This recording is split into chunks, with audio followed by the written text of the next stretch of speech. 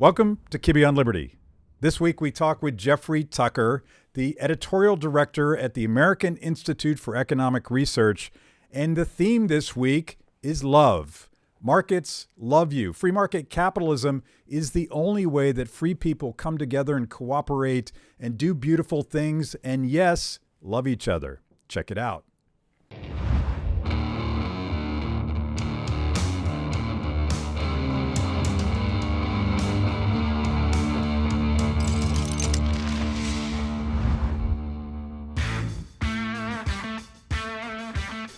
Is the liberty scene in DC still kind of a thing? Is it happening?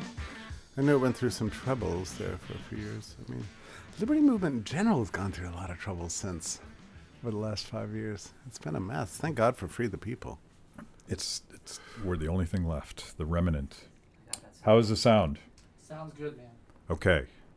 We were all queued up from the previous one, so all the levels are set. We're ready to go. Okay. Oh, look at this. Okay. Cool. You ready to roll? I'm ready to roll. Jeffrey Tucker. Finally, you're in the studio. So glad to be here, Matt. It's very exciting. Yeah. And you'll notice my homage. I love it. I call it Jeffrey Tuckerism. There's, and maybe you borrowed this from Murray. I don't know where you got the look from. You know, I didn't, but there's this funny remark in John T. Malloy's book on dress for success, and it was something like from the early 70s. He said how to dress for job interviews, and he said, whatever you do, don't wear a bow tie. Everyone will think you're a bomb thrower. So you're I like, think, well. So I think there tends to be a kind of a connection between bow ties and radicalism in some way. I don't know. Malcolm X, Murray Rothbard. Maybe. I started wearing one when I was 16. I was working in a men's store, and we got a shipment of them, and I put one on, and I thought, this is great. It doesn't flop around. It doesn't get into your soup. That's it. So, but once you start wearing one, then you're stuck, you know. Yeah. But yeah, Murray wore a bow tie. I have several of Murray's bow ties, actually. Oh, that's pretty cool. Yeah. Are they in a proper They are. protective case? Mm-hmm, they are. Yeah, I treasure them. I truly do. Joey, his widow gave them to me, and Murray and I were friends for 10 years, and I loved Murray very much, so I treasure those bow ties. Yeah. So let's talk about the it's not so hot off the presses anymore. This book has been out for a couple months. I guess a couple of months, yeah. The Market Loves You, Why You Should Love It Back. Yeah. I thought this was one of your best books. Thank you. You know, I think it is too. I'm most famous, of course, for Bourbon for Breakfast. And I look back at that. I'm not embarrassed by the book. I enjoy reading sections of it. Some of it I would change. But, you know, you're a writer. You know what it's like. I could never rewrite anything I've done in the past. And I hardly ever approve of anything I've ever done in the past. And the only article I really like is the one I just finished today. You know that feeling? Yeah. But I actually agree with you. I think this is my best work. Yeah. You know, that you described this in one of the chapters, the journey of finding meaning and how Marxists say that, you can't get that through markets and exchange and stuff like that. But I think it's exactly the opposite, that striving and that struggle and that discomfort that you get trying to write a book. And it's not always fun, right? It's like, is this going to even work, or do I need to throw it out and start over? Yeah. And but you also have to find yourself, and that's actually a hard thing for an author, is to get over the fear of your audience, you know. Yeah. This is what stops people from writing well. You know, they're afraid to bleed. They're afraid to be fully honest. They're performing in a way. And then once you start thinking you're performing, then you wonder, who am I performing for? Mom, my pastor, my girlfriend, you know, my boss. And once you do that, then you've got a filter that blocks your way to the audience, to the reader. You've got to figure out how to translate what's truly in your heart, filtered through your brain, into somebody else's psyche and understanding, and do that in the most direct, honest, sincere way possible, especially these ways. Readers can always detect insincerity. Yeah. You know, we're sophisticated now. Readers are very sophisticated. So you've got to get over that and just be as truthful as you possibly can. I think sincerity and truthfulness and knowledge and understanding are all the keys to writing well, I think. And also finding the right words. And there is a little bit of awareness as a libertarian, as an Austrian economist. We use all sorts of obscure language sometimes I think it's designed specifically to chase people away. And what you've done here is you've told human stories. Yeah. Yeah. And these are you don't have to be an Austrian economist to read this book. Well, and that's one of the things I've dropped over the years is in the early days, I would throw around these complicated vocabulary terms that were unique to econ speak as a way of sort of showing off, I know my stuff. As I've gotten older, as the years have gone on, I've dropped that stuff. And I try to speak in normal language. Sometimes it's a little bit floral and Latinate, I'm always drawn to that sort of thing. But I try not to use industry-based buzzwords. I'm glad you brought up that point about meaning, by the way. I think I opened that chapter up on meaning with this question that was asked me. What do you think is the main objection to markets? And people have lots of objections to markets, but I think that this issue of meaning is really, really important because the left thinks that through that Marxian paradigm that the marketplace alienates us. Our jobs alienate us. We're alienated from our commercial work. You can't really love what you do, really. You do what you do to survive, and then but there's a terrible struggle at the root of that. You hate your boss. Capital's exploiting you. You're losing your surplus value, and so on. So your job alienates you. And then the right has a separate tale of this, that meaning comes through. Terrifying things like exercising courage on the battlefield or loathing your enemy, being a collective on the march, a homogeneous tribe, moving through history. They have this big drama story they want meaning to consist of. And they a guy like Carl Schmitt, who I talk about, they see the marketplace as silly. Yeah. Yeah. It's just nothing other than fripperies and barbecues. Enough. Yeah, it's not big enough. It's not big enough to make a tale of life. So you've got nowadays both sides just angry at the market all the time, denouncing the market, blaming it for everything. You listen to interviews with, Tucker Carlson and Bernie Sanders sound a lot alike these days. Yeah. So this book is designed to be a counter to that, and I'm dealing realistically with the real encounters we experience in our lives, our friendship networks, the things we learn from our first jobs, the personal and impersonal encounters we have through the marketplace. For all the goods we purchase are built by the cooperative ventures of millions of people and so on. I think, and look, it wasn't hard for me to write. It was only hard in the following sense. I had to just be really honest with my own views. Yeah. That's it. I just had to I'm a little bit of an emotional person anyways. We've known each other for a long time. So I just tried to be myself. That's it. This may be offensive to you, but as I was reading this, particularly the first couple chapters where you're essentially laying out the moral case for owning your own life and taking risk and defining yourself. And it reminded me of a KISS concert that I went to a couple years ago. Stay with me here. This makes sense in a minute. And this was in the midst of all this political tumult and everybody's angry at each other and there's wars and there's starvation and all that. And Paul Stanley gets up to the microphone. He's like, there's so many troubles out there. Just so many troubles. And he lists the litany of politics and war and all that. And you're waiting for a lecture, and it said, we're not going to talk about any of that. Isn't that crazy? This is not why we're here tonight. Yeah. We're here to rock. Yeah. And what this book does is, you reference all sorts of odious ideologies and totalitarian disasters, but it's really about the beautiful case for freedom and markets and individual destiny, defining themselves. The formation and we don't tell that story enough. No, we don't. It's a formation of communities. And I'm glad you brought up the concert environment, by the way, because I think you and I have different sort of outlooks on music and stuff. But, the concert settings do this. They bring together these interesting communities of people. A lot of you've never met these people before. And there's magic, not just on the stage, but a lot of it is just being in this group of people that are celebrating the same thing together. And you look around and you're like, wow, you like Taylor Swift too? I like Taylor Swift. Oh, you know that song? I know that song, and so on, you know. Sometimes I wonder, Matt, and I wasn't around for Woodstock, right?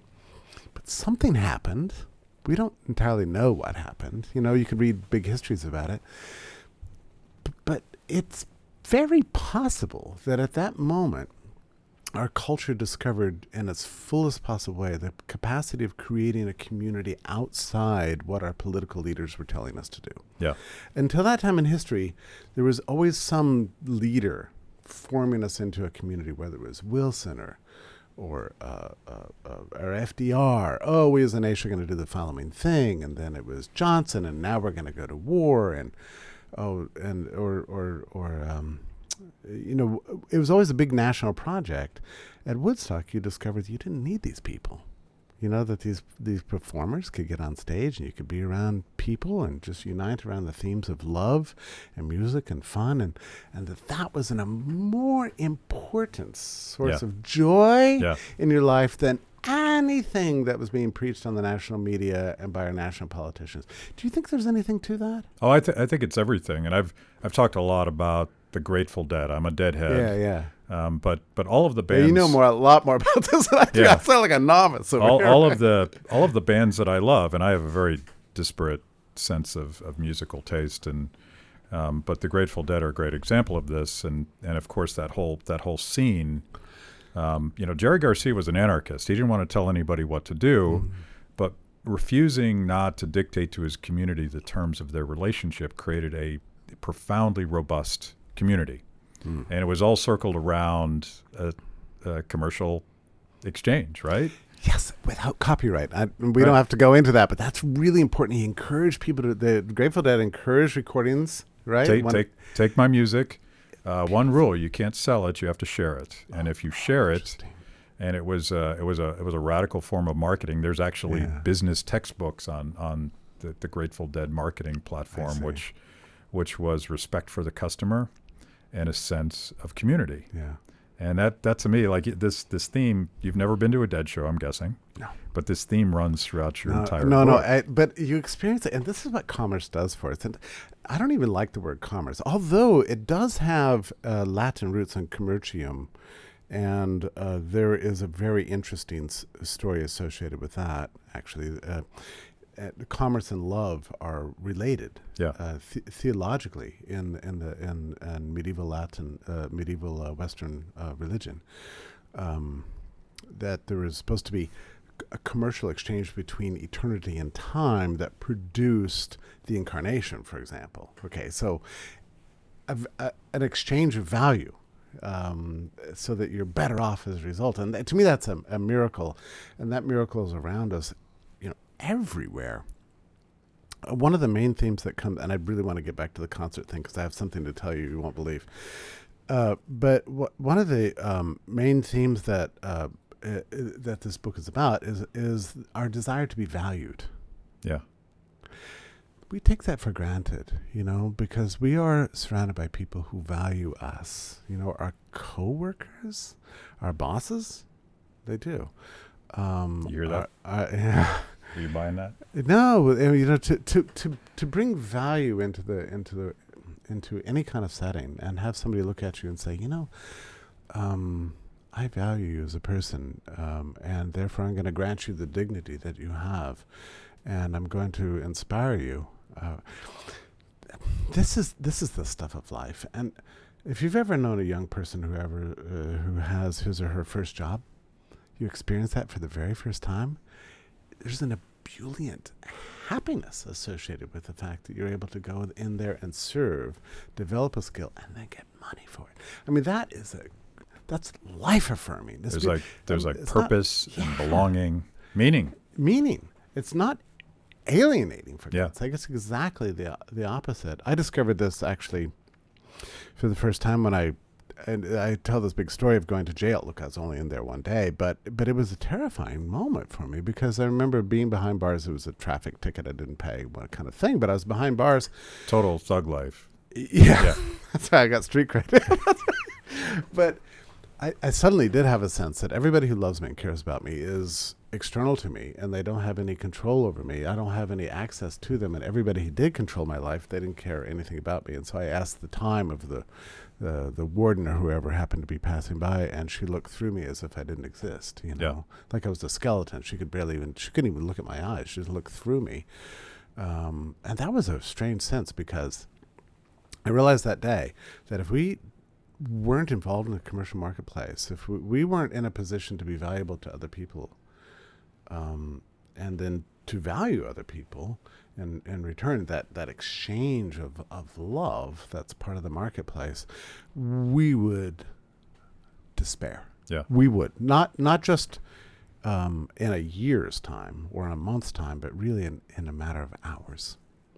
And that's why it was, I think, there that I came up with this thesis that the market really is about opportunities for us to encounter each other in loving ways. And there's many different levels of love, and that's why I invoke C.S. Lewis, who wrote a book about this. But it can be It's the best chapter, by the way. Thank you. The one people must read. Thank you. Yeah, it's about friendship, or just discovering people. I mean, just think about the last time you went to a restaurant and you liked your waiter and you tipped 25%, and you had this interesting encounter with a person you've never met before, but there's something about them that struck you the right way and you appreciated being valued by them.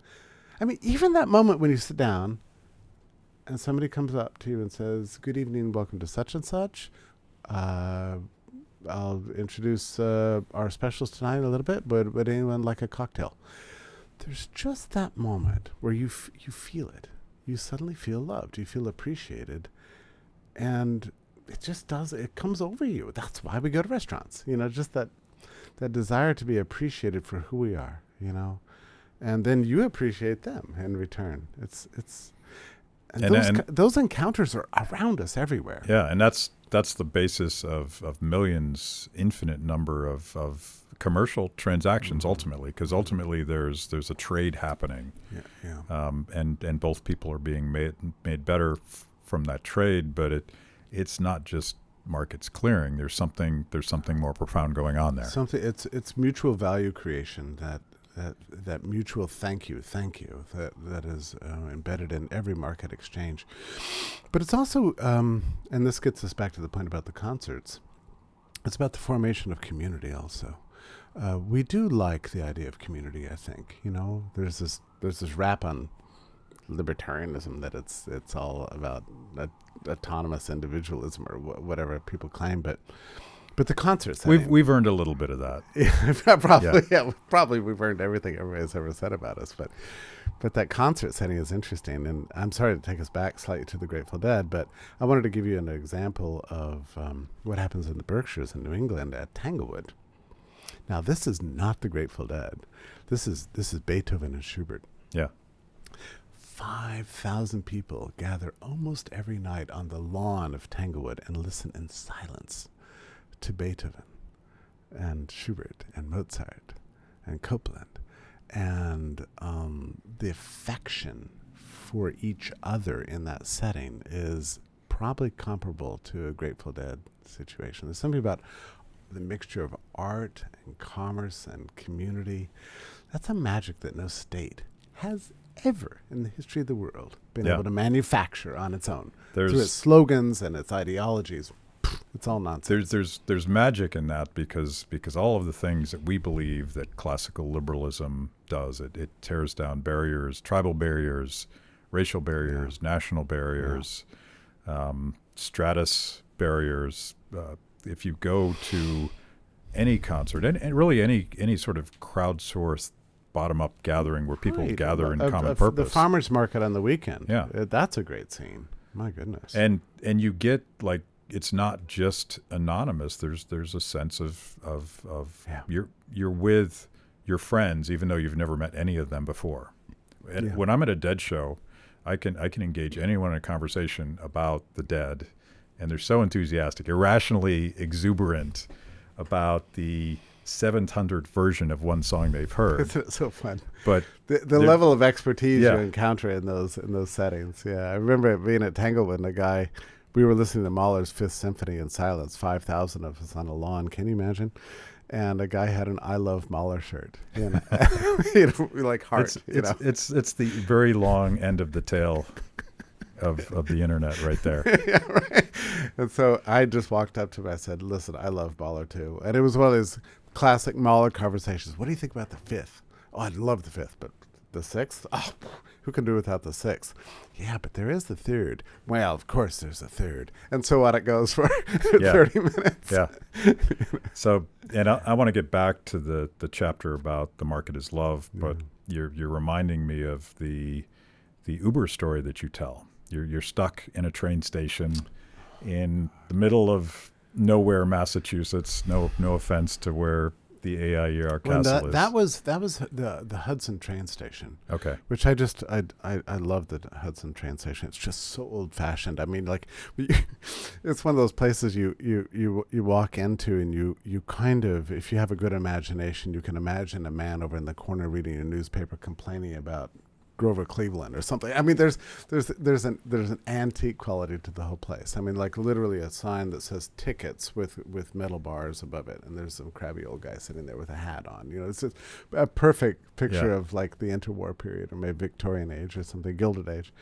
But anyway, one day I was with some interns, and we came in very, very late, and a snowstorm came, and it was terrible.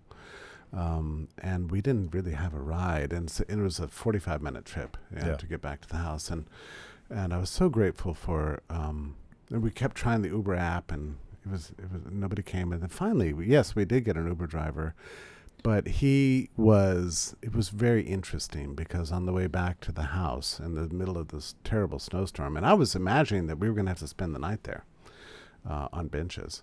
But he told us that he was sitting with his wife in a warm house watching Netflix, and he got the first request and went, eh. Got the second request and went, who needs it? Third request came in. He thought, there's some people in trouble. Yeah, I need to take care of them. And drove 20 minutes through the snow, a harrowing trip to pick us up, and took us to the house. 45 minutes away, and what did he earn for that? $8 or something. I gave him a gigantic tip as a result, but I reflected on that. It's like, this combination of technology, charity, human affection, commerce, all coming together to save us from what would have been real trauma. No state was involved. No politicians made that possible. It's just this beautiful magic of the marketplace. It's not magic. It's love. It's love. Many levels of love. Super deep, international, global commerce made that moment possible. And it's hard to imagine a scenario where coercion would have gotten that guy to leave his warm home and his wife in order to help a stranger. Yeah, that's right. And it gets back to that sort of anonymous sense of connection that commerce seems to create. It was, so I'm so glad you asked about this, because I think about that man right now, and like, the only way I could really thank him was by giving him a big tip. But if he were here right now, I would give him a big hug. Like he made a huge difference in my life. Yeah. And that night, I was so grateful for him. And the next day, we just forget about things like that. But I didn't want to forget about it, which is why I wrote it up, Those are important moments in life. Yeah. Very important. So why don't libertarians tell more stories like this? We tend to come off, and I'm heavily influenced by Ayn Rand and her sense of individuality. But her characters did tremendous sacrifices to save society, to save their unknown neighbors. They really wanted to make sure that Rand's characters, you mean? To make through. Oh yeah. Tremendous sacrifice, particularly in Atlas Shrugged. Well, sure, but even in Fountainhead, and she would be angry at me if I said that. And she herself made tremendous sacrifices actually to serve humanity. So I don't know about this whole anti-altruism thing that she has going. I mean, it's fine, but it doesn't show up in her books actually. Yeah, these people. serve each other, and they serve principle with courage. But you asked the question about libertarianism. I've made this analogy, and since we keep returning to this musical theme, I think what happens to people from the pro-commerce, pro-market, free market point of view is that we learn the principles, and we learn the axioms, and we learn the theory, and it's hard for us to get beyond that for some reason. We never actually apply it. It would be like going to a piano competition and having people get up to the Steinway, and everybody plays arpeggios and scales, not actual music. Yeah. And that's how we do. We just sit around, but we can't stop talking about our arpeggios and our scales. But the point of learning your scales and your arpeggios is to play music finally, to leave the page, to leave the theory. My trombone teacher used to say this. He said, learn all your scales, learn all your arpeggios, learn everything you need to know, and then forget it all and play music. Part of me thinks that that's what we need to do. We need to forget it all. Yeah. And just explain what the beauty and the majesty and the magic and the love of human liberty. So let's go back to the chapter on love, because there's commercial love, and Yeah. I'm butchering the Latin. You can walk Commercium, yeah. you can walk us through all that, but Right. but markets get us further. Markets create what most people watching would say that's what I understand love to be. Yes. I'm having to roll through it because there are four kinds of love I discussed there, but you're speaking about the fourth kind. Yeah. And I associate that with enterprise, or what's the from the French term entrepreneurship, which is an act of faith. It's to imagine something that doesn't exist, but you believe that the world would be better off with it. Like you wake up every morning and you think, this world is lacking in my idea. I can see the world could be a better place if I could just make this thing come true. St. Paul calls it the evidence of things unseen. Like this. It's an act of faith. Like you see the world as a different place, but it's not yet there. And so you act on it. And this is what entrepreneurship is, essentially, is if you've ever created anything, you created Free the People. I'm sure that you spent many nights sleepless seeing what Free the People could do. What the difference it could make in the world that is lacking is something. It was like a burning passion. It's actually like a little bit crazy. Yeah. It's crazy, just like love is crazy. It's crazy beautiful. Yeah. That might have been the phrase you used. It Yeah. was beautifully insane, or Yeah. something. Well, like that. it's and I hope I'm not alienating our listeners here, but when I say that if you've ever been in love, there is a difference. Yes, there's nothing physical about the world that's changed, except that everything seems different to you. Suddenly you hear the birds singing, the flowers are extra beautiful. You hop down the street in a different kind of way. Everything delights you. Love is like it's a drug. It's like our absinthe. It's our wormwood. It makes us nuts. It makes us make crazy sacrifices.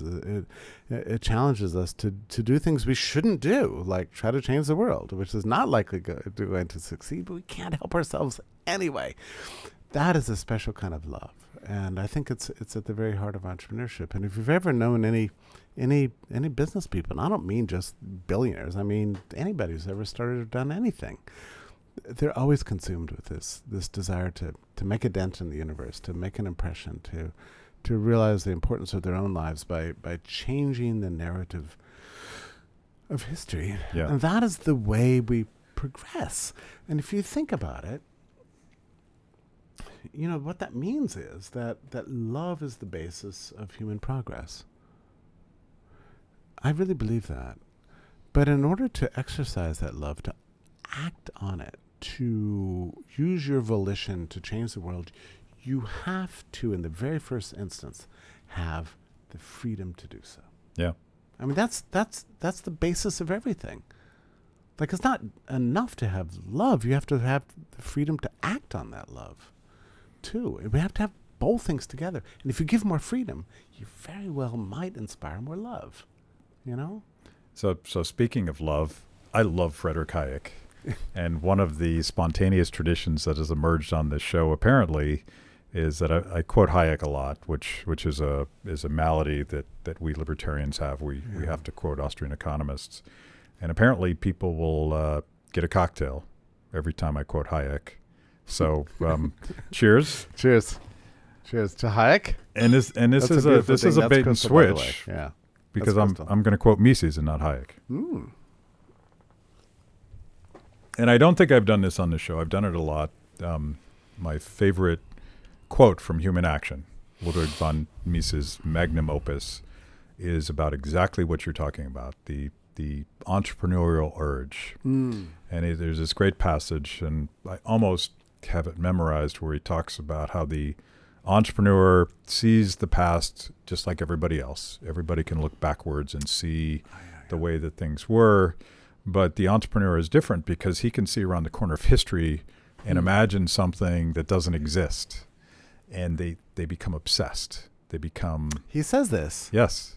I will send you the quote. Okay. And So I probably just took it from Mises. he doesn't say... He doesn't use the word love, but he talks about how you can't stop entrepreneurs even as everybody laughs at him. Because he's just charging forward. He's doing what he does. And you think of someone like Steve Jobs, who was, by most accounts, a fairly insufferable guy because he was obsessed, right? Yeah. He was obsessed, and he wasn't just responding to market signals where consumers were saying, you know what, I need an iPhone. Because they didn't know they needed an iPhone. They had no idea. I love that. I love that story about him. And that just sums up every kind of great entrepreneur there is. Yeah. They see things that other people don't see. Yeah, it's not about making money. No, and it's not a formula either. Yeah. Any more than love is a formula. You know, I mean, like when we fall in love, it happens in the strangest ways and unexpected ways. I mean, it obsesses us and possesses us. I can imagine that Mises did understand this. Actually, he was very much of a student of Freud, who was one of my favorite liberal anarchists in history. I love reading Freud. You know, Mises read a lot of Freud in preparation for his... Was Freud part of the Vienna Circle? Well, he was a part of that milieu, but he was part of the Vienna Circle, but not really necessarily Mises' circle. But when Mises wrote his book Socialism in 1922, Freud was in the air. You know, everybody was going to Freud for psychotherapy and that sort of thing. But there's a collection of articles that Freud wrote called Civilization and Its Discontents that really affected Mises' view on the family. And if you read enough Freud, you begin to see that there's a strange overlap with Mises and Freud on many things. And I'm really tired of Freud being put down, I must say. I adore his writing. I think he's just fantastic. Yeah. So let's shift gears just a little bit and talk about the new platform. You and a mutual friend of ours, Ed Stringham, and a number of very smart economists are revitalizing the American Institute for Economic Research. Tell me about the project. Thank you so much for asking, and thank you for saying Edward Stringham's name, because you know he and I have been friends for so long, and he took on this project, and just, I mean, someday I'm going to write. In fact, I must tell you, I've written a secret history of his presidency, actually, and I'll distribute it at some point in history. But that man is heroic, what he did at AIR. But American Institute for Economic Research was founded by E.C. Harwood. He was a very interesting guy. He was a professor of not economics, but engineering at MIT. And in 1928, he kind of came up with an Austrian-style theory of the business cycle. This is not boring. And then in 1933, he, like many Americans, was just appalled at what FDR did to money and banking. I mean, FDR got elected president. His first action was to legalize beer. Okay, that was good. good start, Yeah. right? I'm all in on that. Right. And in fact, there's some evidence that was a major reason why he got elected in the first place. So he Yeah. fulfilled that campaign promise. But then he confiscated everybody's gold, shut down the banks, depreciated the dollar, and E.C. Harwood was appalled. E.C. Harwood was a student of Benjamin Anderson and J.B. Clark and the American marginalist tradition, and decided he needed a think tank to study, research, and educate Americans about economics. And so he founded the American Institute for Economic Research in 1933. Then it was in Boston, based at MIT. And he went off to war. And the institute did very, very well. It was the second think tank in America, and the first market-based research institute in America, rooted in this passion for sound money and what Harwood called pure freedom. And people don't understand this, but he and Keynes had a huge correspondence back and forth, like arguing constantly about economic theory. Keynes was this big opponent of laissez-faire, and a guy who disparaged the gold standard, disparaged sound money, and disparaged, by the way, free trade. It's a very interesting point about Keynes. Interesting. He was against free trade and was against GATT after the war. He fought the liberalism. I mean, he wasn't liberal at all. He was against the liberals. E.C. Harwood was one of the champions who was against Smoot-Hawley, for sound money, for free trade, for liberalism, classical liberalism. And so he and Keynes had this huge correspondence. E.C. Harwood was a big deal. And then in 1946, he took over this incredible mansion where AIER is currently located, that was built originally in 1904 by George Pearson and his wife, these second-generation Gilded Age aristocrats. They're not aristocrats. How would you call it? They made their money in industry, so it's a meritocracy, essentially. But those two were two of 25 Americans who died on the Lusitania, which is the very fancy boat that was sunk by a German attack and began the Great War, World War I. And so the mansion was abandoned, and then it was taken over by the Coonleys in 1928. They went bankrupt in the Great Depression, so the entire place was overgrown. It was unlived in between 1934 and 1946, and when Harwood moved in and started this great post-war project of reviving liberalism in the United States. And he was a major, major figure, and it's very strange to me that he was forgotten. And what year was this? Well, AIR moved into Great Barrington in 1940. I guess they were shopping in 1945, 1946. Yeah. And then Leonard Read, who founded the founded Foundation for Economic Education, brought an entourage to Great Barrington to figure out what was going on there, see what an institute was like, what it should do, what kind of newsletters it should write, what kind of principles it should have. Went back to Irvington-on-Hudson, founded Fee. So AIR was the original founding market think tank. And that was particularly entrepreneurial in the sense we were just talking about, because these were the darkest days. Yeah. You had fascism on the right, and you had hardcore socialism, Marxism on the left. And you were so liberalism right about was marginalized. You were so right about that. Anybody who does research in the history of ideas, digging through the 1930s, will be shocked. Everybody discounted freedom. Freedom, markets, commercial exchange was all just deprecated. People thought that the future consisted of socialism, fascism, or some managerial statism in between. But our ideas were lost to history. But E.C. Harwood really saw that they could be revived, and he and just a handful of others helped revive the ideas of liberalism that actually, after World War II, began to really take effect, really began to take hold. There was just a brief dark period between, I would say, like 1931 or so and about 1948. That was a terrible period of history.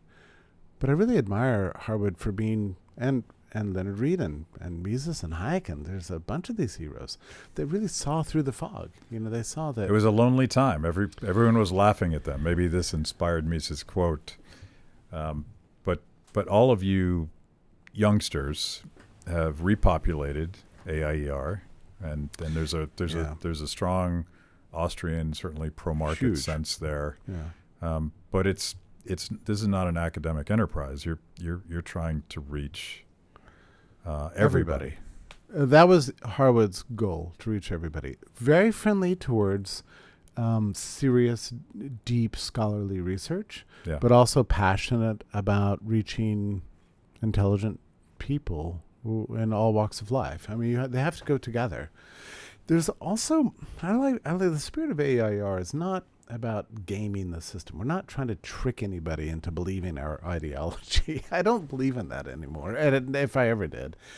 I think sincerity and truth, radicalism and science, like these are not incompatible ideals. You can put them together. As long as you root your enterprise in a sense of confidence in ideas, attachment to moral principle, and respect for research and truth. I think you can put all that together, and I see that coming together at AIR right now. I mean, in the course of 1 year, we'll have published 50 books. Yeah. We've revived, you see the social media happening. We've got conferences going on really all over the world through the Bastiat Society, which Ed acquired, early in his tenure. The Sound Money Project. We've got things going on just constantly. It's wild. Most importantly, and I'm showing my biases here, but there is apparently a video coming out, a rap video. Yeah. Tell us Mises about Marx, that. Just got back from the filming in San Antonio. There were 2 early rap videos that had a big impact on you and me, and Keynes and Hayek. Hayek versus Keynes. Yeah, put out by John Papalas. So AIR is making possible this great battle between Marx and Mises, and I tell you, it is really something. I mean, I don't know if you haven't seen the lyrics. No, I haven't seen but it. we've been keeping them under kind of lock and key. It's usually not my way. Yeah. But they are so great. I think this is really going to define everything for everybody. And it's interesting because Marx comes across as kind of hip and kind of, I mean, there's a certain sense in which he wins the battle. Yeah. Because he's got more popular things to say. But Mises, I would say, wins it intellectually, but Marx wins it emotionally until the end. I don't know. You just have to wait and see. But I'll be biased. In the video, I play. Yeah, of course, right. But in the video, I play a wealthy patron, and I try to save the other wealthy patron, Ed Stringham, from being thrown off the balcony by Karl Marx himself. So it's really something. When push comes to thug, strip away all of the pretense. He's a thug. No, yeah, for sure. No, that's right. It's a wonderful project, an expensive undertaking, but I think it's going to make a difference. I mean, as you know, we live in a funny world today. There's so much data just dumping down in the world, trillions of bits of information. Just getting attention for anything these days is very difficult, and it takes a lot of work and a lot of focus and a lot of dedication.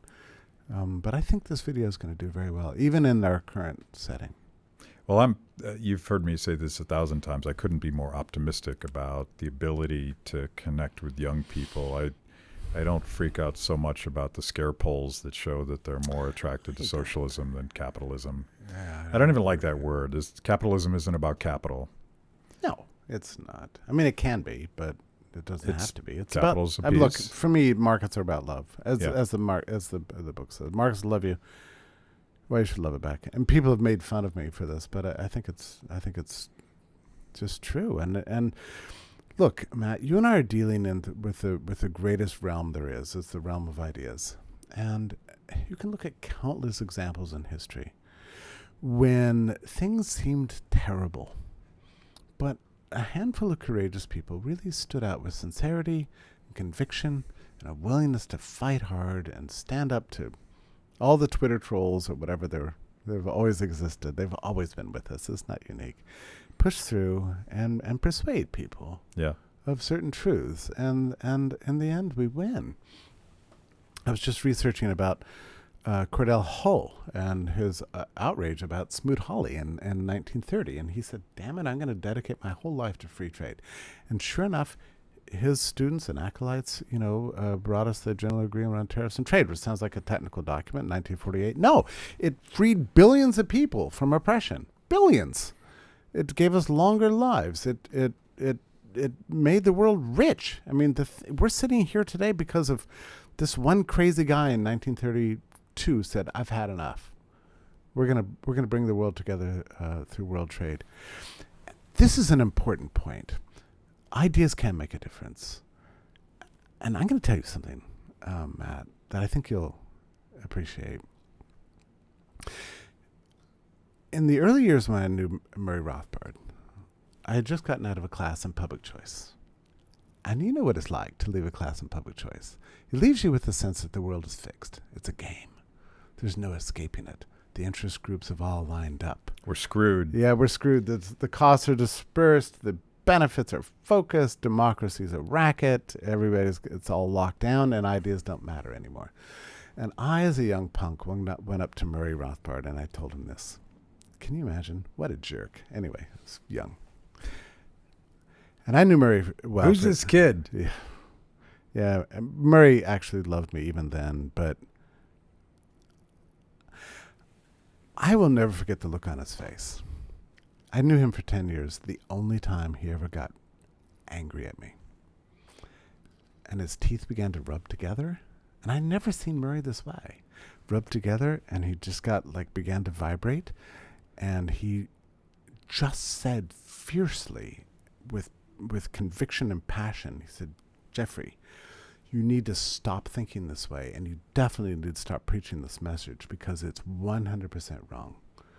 Ideas are what drive history forward, not your public choice rationale and your lockdown democracies and all your crazy theories. That's ridiculous. The only way we've ever had progress is through ideas. Ideas can break down any establishment. Ideas can break through the toughest state, the biggest guns, the biggest militaries, all the interest groups. They die before truth. If we can just get that right, then we can make a difference in this world. That's what he said. And he said that to me, and I was shocked. And I wasn't sure he was right. And he died in 1995. But everything that's happened since then is, I think he was right. I have to believe that that's right. I think he is right. I think he was right to rebuke me, actually. I think he's correct. We've got the best weapon of all. We can win this. But we have to do it the right way, as Murray did, as Adam Smith did, as Hayek did, as E.C. Harwood did, with sincerity, truth, passion, love. That's the only way we're going to win. Love trumps hate. Oh, that's good. Cheers. Cheers.